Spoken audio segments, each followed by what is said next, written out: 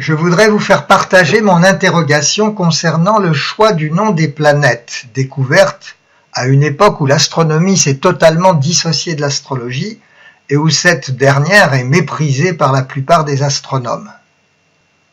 Une telle adéquation existe entre ces noms et les caractéristiques astrologiques des planètes correspondantes que cela manifeste, à mon avis, l'intervention de l'invisible.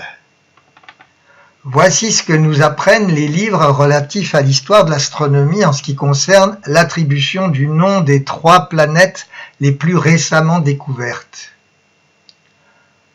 Alors, en ce qui concerne Uranus, Herschel, lorsqu'il apprit que la comète chauve entre guillemets qu'il avait découverte était une planète, réclama le droit de lui donner un nom, Georgium Sidious, en l'honneur du roi George III.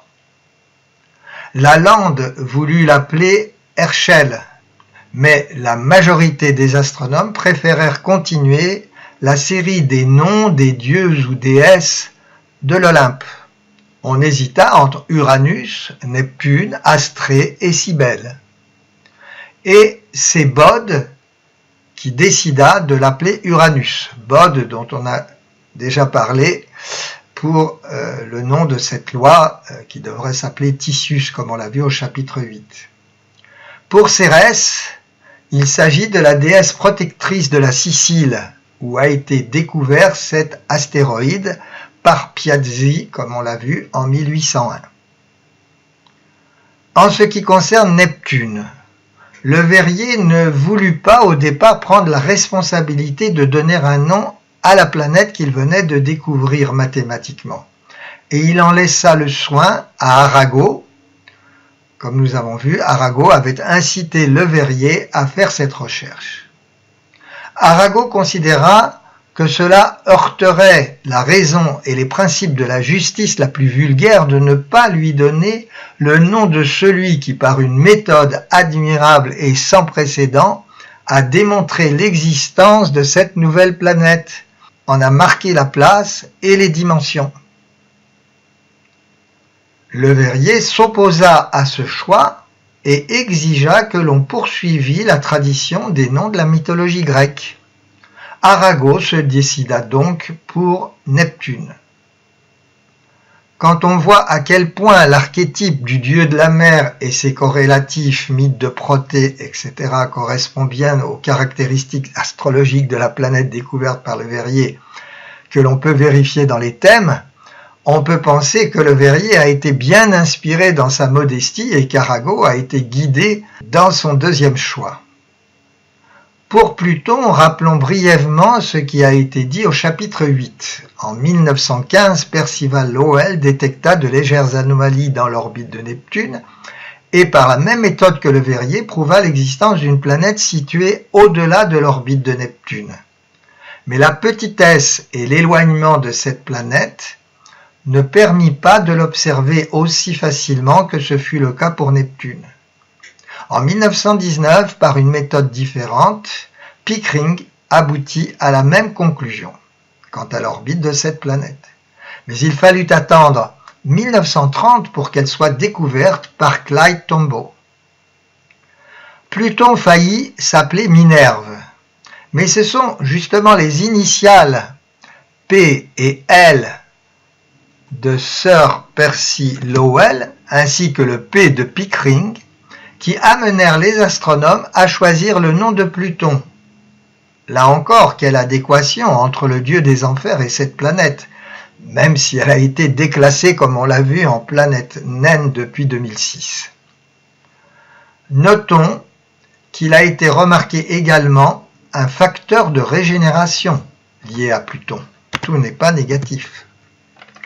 Quant à Eris, nom attribué lors de la réunion de l'Union astronomique internationale le 24 août 2006, à la même réunion où Pluton a été déclassé en planète naine, et c'est lié d'ailleurs à la découverte d'Eris, il s'agit de la déesse qui est à l'origine de la fameuse expression « pomme de discorde ». Voici l'histoire mythologique. Furieuse de ne pas être invitée au mariage de Thétis et Pélée, elle lança une pomme d'or avec l'inscription pour la plus belle. Les déesses présentes se disputèrent alors le fruit, ce qui finit par mener à la guerre de Troie. Symbole des désaccords les plus ardents, Éris est également invoqué pour stimuler les troupes au combat, ce qui correspond à l'aspect positif de l'émulation. Bien que l'orbite d'Éris soit inclinée de 44 degrés par rapport à l'écliptique, contre 17 degrés déjà pour Pluton, on peut tout de même rapporter sa position dans le zodiaque qui est à 23 degrés du Bélier en 2019. Et comme sa révolution est de 557 ans, elle ne se déplace que de 3 degrés environ en une décennie. Certains astrologues ont d'ailleurs entrepris son étude dans les thèmes. Abordons maintenant l'astrologie au XIXe et au XXe siècle. Le XIXe siècle voit une reprise d'intérêt pour l'astrologie. En 1811, Goethe n'hésite pas à proclamer sa foi en la science des astres, même si son interprétation ne repose pas sur les positions des astres, mais sur une méthode alchimique. Voici ce qu'il écrit. « Je vins au monde à Francfort-sur-le-Main le 28 août 1749 au 12e coup de midi. La constellation était heureuse, le soleil se trouvait dans le signe de la Vierge, Jupiter et Vénus étaient en bon aspect avec lui. Mercure n'était pas défavorable, Saturne et Mars étaient neutres, seule la Lune, pleine ce jour-là, exerçait la force de sa réverbération d'autant plus puissante que son heure planétaire avait commencé. On peut vérifier que dans son thème, il n'y a pas d'aspect de Vénus et de Jupiter au Soleil. Mercure est en carré à Pluton, qu'on appelle le complexe de Faust, justement. Mais Goethe ne pouvait pas le savoir, Pluton n'étant pas découverte à ce moment-là. Saturne, conjoint à l'ascendant et trigone à la Lune, est loin d'être neutre, contrairement à ce que Goethe dit. Et Mars trigone à la conjonction Soleil-MC non plus. Les seuls éléments correspondant à l'astrologie, telle que nous la pratiquons, sont le Soleil en Vierge et la Lune puissante et pleine. Balzac écrit « L'astrologie est une science immense et qui a régné sur les plus grandes intelligences. » Un lieutenant de la marine royale anglaise, Richard James Morrison, dissimule ses activités astrologiques sous le pseudonyme de Zadkiel. En 1861, il écrit « La position stationnaire de Saturne cette année sera très mauvaise pour toutes les personnes nées le 26 août. Parmi les affligés, je regrette de voir le valeureux prince consort. Or, il se trouve que le prince Albert de Saxe-Cobourg, qui avait épousé la reine Victoria en 1840, meurt le 14 décembre 1861. Le Daily Telegraph parvint à dévoiler l'identité de Morrison et lui a intenté un procès. C'est Morrison qui gagne le procès et devient célèbre. Nous en arrivons à l'aube du XXe siècle. L'astrologie prend de l'essor dans les dernières années du XIXe siècle et au début du XXe siècle. À cette époque, un souffle nouveau passe sur les sciences, découverte des rayons X, des ondes électromagnétiques, de la mécanique quantique et de la relativité d'Einstein. Ces découvertes ébranlent les certitudes rationalistes de la science des siècles passés. Le recul de la pensée mécaniste et causale au sens étriqué du terme, la réalisation de l'interdépendance globale de l'univers avec la non-localité ou l'intrication quantique mise en évidence par les expériences d'Alain Aspect en 1982, ouvre les portes à une astrologie renouvelée. Le foisonnement des livres consacrés à l'astrologie au XXe siècle ne me permet pas de faire une étude exhaustive. En toute fin du XIXe siècle, l'abbé Niccolò présente en 1897 un manuel d'astrologie sphérique et judiciaire sous le pseudonyme de Fomalhaut, destiné à la vérification de l'enseignement de Ptolémée. En 1901, l'œuvre de Morin de Villefranche, dont nous avons parlé, bien empoussiérée depuis sa parution à La Haye en 1661, est traduite du latin en français. Je mentionne aussi au cours de la deuxième décennie du XXe siècle l'œuvre de Max Sendel et de son épouse Augusta. L'astrologie scientifique simplifiée, le message des astres, astrodiagnostic et les 3 cours diffusés par l'association Rosicrucienne. L'astrologie y prend sa pleine dimension ésotérique et mystique, car cette connaissance est basée sur l'enseignement donné dans la cosmogonie des Rose-Croix.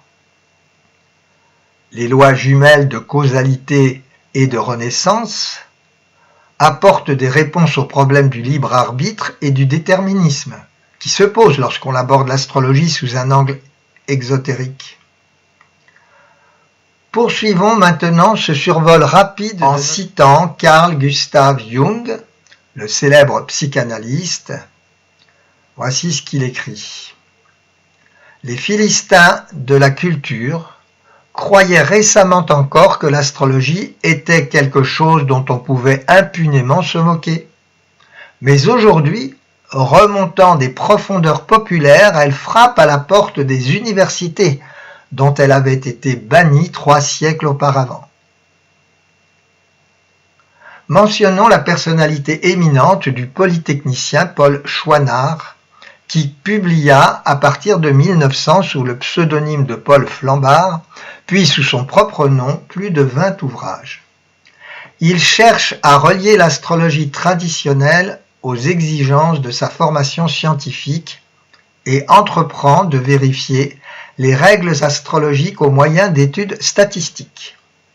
Il s'est notamment intéressé à l'hérédité astrologique et a écrit « Les positions planétaires dans les horoscopes des personnes liées par le sang offrent une ressemblance plus fréquente que dans les thèmes de personnes sans parenté. » Ceci sera repris et amplifié dans la deuxième moitié du XXe siècle par les statistiques de Michel Gauquelin, portant sur un très grand nombre d'individus célèbres par leur profession, plusieurs milliers, et qui mettront en évidence la réalité de l'influence des astres. Michel Gauquelin s'est intéressé très jeune à l'astrologie. À 7 ans, il demandait la date de naissance de ses camarades pour leur donner triomphalement leur signe solaire. À 10 ans, il suppliait son père de lui montrer comment calculer l'ascendant. À 15 ans, il séchait les cours du lycée Charlemagne pour aller à la librairie Chacornac dévorer des livres d'astrologie. À 17 ans, ses camarades l'avaient surnommé, non sans ironie, Nostradamus. Mais ensuite, il commença à douter de la validité de l'astrologie. Et après des études de statistiques, aidé par sa femme Françoise, il commença sa recherche par une chasse aux heures de naissance à travers des archives et des mairies. 12 000 en France, 7 000 en Italie, 3 000 en Allemagne, 3 000 en Belgique et 2 000 aux Pays-Bas. Ces naissances s'étendent sur une période allant de 1794 à 1945.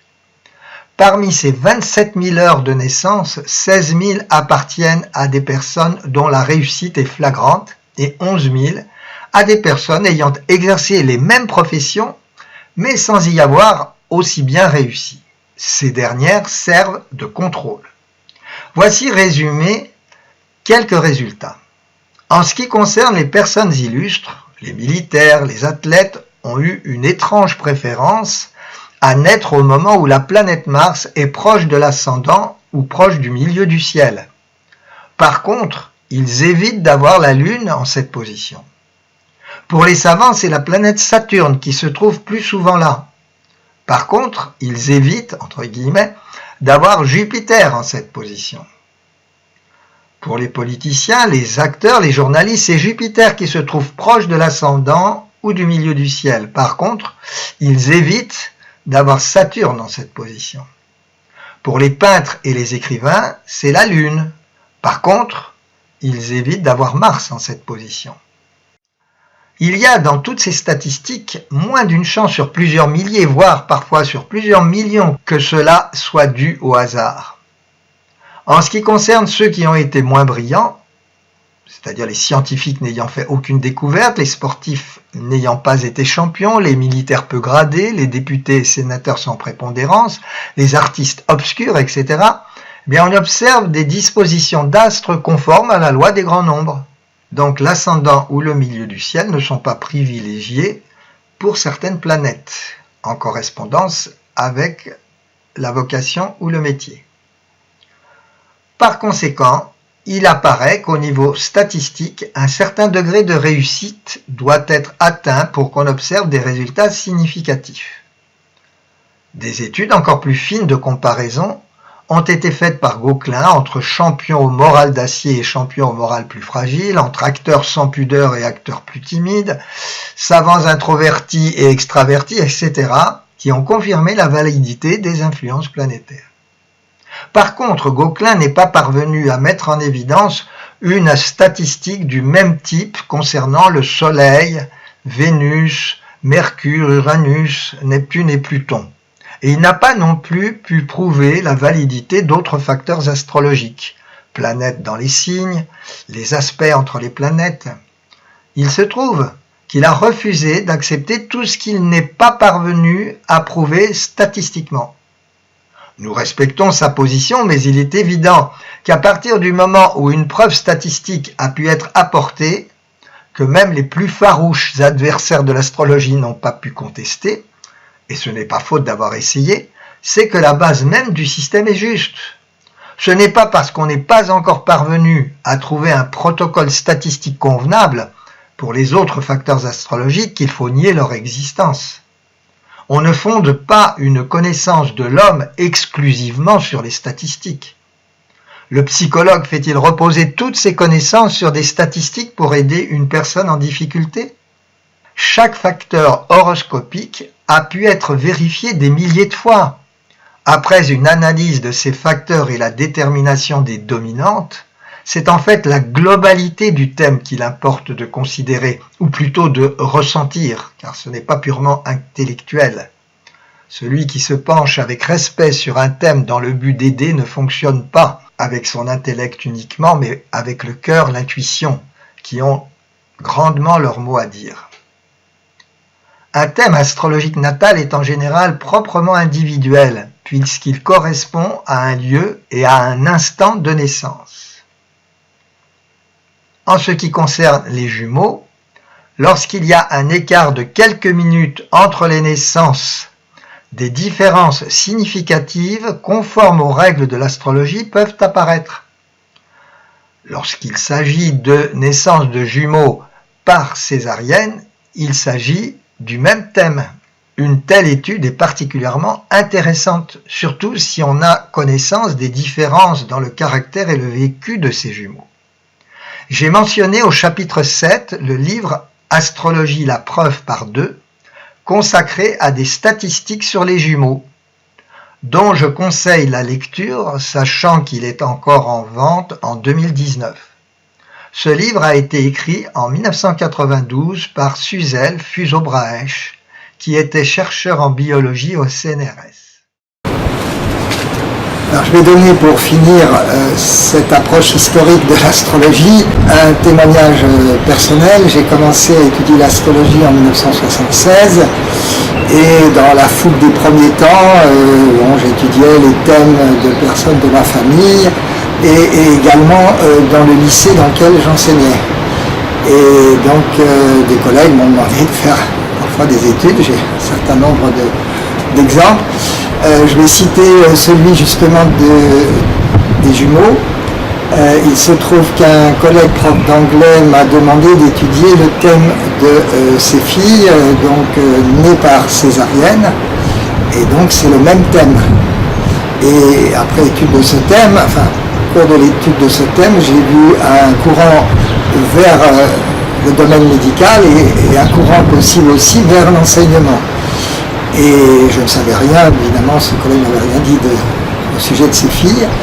Et il m'a informé qu'une d'elles, elles avaient 20 ans à l'époque, se dirigeait vers médecine et que l'autre s'occupait de jeunes dans les maisons de jeunes et de la culture. Et donc voilà, ce n'est qu'un exemple, et évidemment ça ne prouve rien, mais dans mon cheminement ça a eu une importance et ça montre que dans un même thème il y a bien plus de possibilités que ce qu'on va pouvoir en exprimer dans une vie donnée. Voilà, j'espère que cette vidéo et les précédentes vous ont intéressé. Je vous remercie de les avoir regardées ou d'en avoir regardé quelques-unes. Et c'est ainsi que se terminent ces vidéos sur l'approche historique de l'astrologie.